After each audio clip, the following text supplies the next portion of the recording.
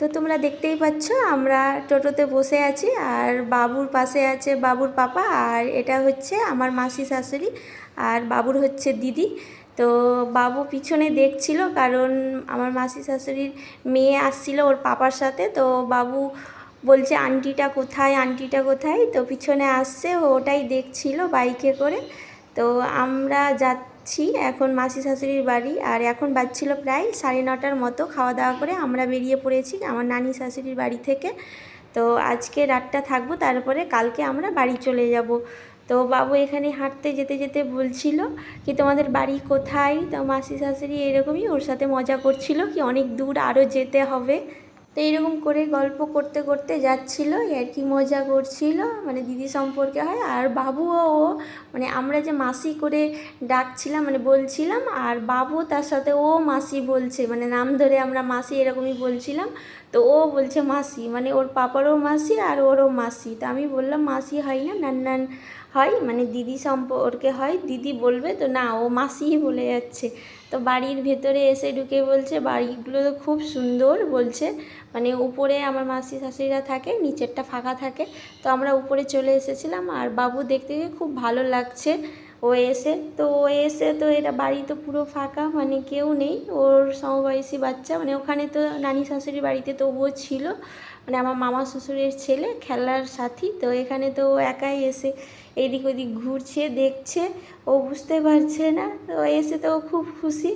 তারপরে এইদিকে ওইদিকে আমি বললাম চলো ওই দিকটা গিয়ে দেখি। তো ওইদিকে যাচ্ছিল, আর ওইদিকে গিয়ে একটা জিনিস দেখে নিয়েছিল, ও দেখে নিয়েছিল ফোন স্ট্যান্ড। তো ওটা নিয়েই ও সারা রাত পাগল, মানে ঘুমাতে চাইছিল, ওটা নিয়ে অনেক কিছু করলো, ডান্স করলো। তো মাসি ওকে নিয়ে যাচ্ছিল ওই দিকটায়, আর আমরা এরকম ঘুরে ঘুরে দেখছিলাম, মানে নতুন করেছে উপরের ঘরগুলো। তো আমি দেখছিলাম, আর এই যে ওইখানে দেখে নিয়েছে আর বলছে ফোন লাগিয়ে দাও দেখবো এক্ষুনি। আমি বললাম দেখে নিই পুরো ঘরটা, তারপরে তুমি ওটা নিয়ে ফোন লাগিয়ে তারপরে ডান্স করবে। হ্যাঁ তো ওইদিকে দেখি আগে চলো। তো এখানে বাবুর ছবি তুলছিল ওর আন্টি, কি ছবি তুলছি। তো ও বলছে ফোনটা এখানটাই লাগাও, ওই স্ট্যান্ডটাতে, ফোন স্ট্যান্ডটাতে ও লাগাতে চাইছে, না পারতে ওর পাপা আবার পর থেকে আসলো, দিয়ে আবার ফোন লাগালো। তো অনেকক্ষণ ধরে ডান্স করেই যাচ্ছিলো। আর রাত্রিও অনেক হয়ে গেছিলো, 10:30টার মতো। ও দিনে ঠিকঠাক ঘুমিয়েছিল না, আবার সকাল সকাল ঘুম থেকে উঠে গেছিলো। তো তারপরে ওকে বুঝিয়ে টুঝিয়ে তারপরে ঘুম দেওয়া হলো, কি ঘুমিয়ে যাও, আবার সকালে তুমি নিয়ে খেলবে, এটা নিয়ে আবার উঠবে, এখানেই থাকবে। তারপরে ঘুম পাড়িয়ে দিয়েছিলাম ওকে। তো সকালে এখন বাজছিল প্রায় 9টার মতো, আর মাসি অনেকগুলো সকালের নাস্তা মানে রেডি করে দিয়েছিল খাবারের জন্য। ছিল পরোটা, ডিম পোচ, সেমই, ডাল তরকারি, তারপরে ছিল মিষ্টি।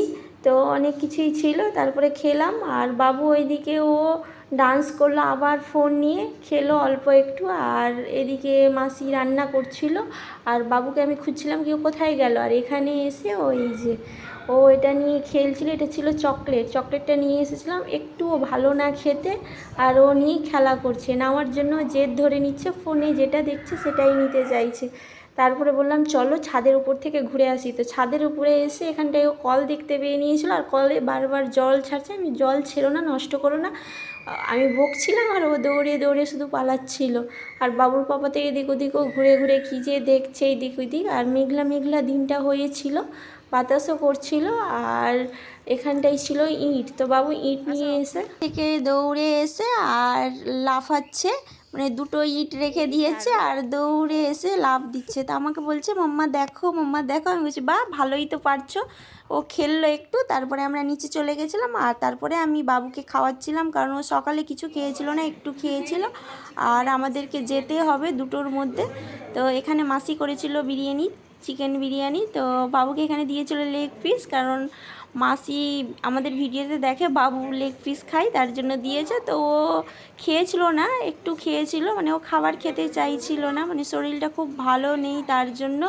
তো অল্প একটু খেলো, তারপরে বাবুকে খাওয়ানোর পর আমরা খেয়েছিলাম, তারপরে আমরা বেরিয়ে গেছিলাম, কারণ 2টার মধ্যে গাড়ি চলে আসবে তার জন্য।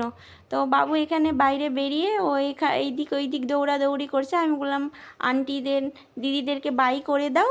তো না ওই দিকে দৌড়াচ্ছে, আমি বলছিলাম তোমাকে রেখেই চলে যাব, তো ও বলছে, তারপরে ও দৌড়ে চলে আসছে। তারপরে ভাবছি কি সত্যিকারের যদি ওকে রেখে চলে যাই, তারপরে আমরা বেরিয়ে গেছিলাম।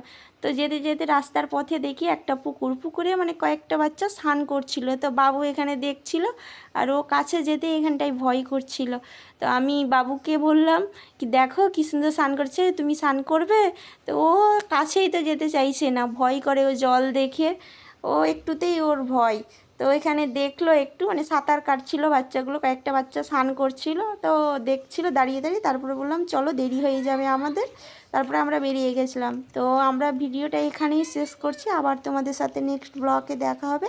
তো আজকের মতো টাটা, বাই বাই, আল্লাহ হাফিজ।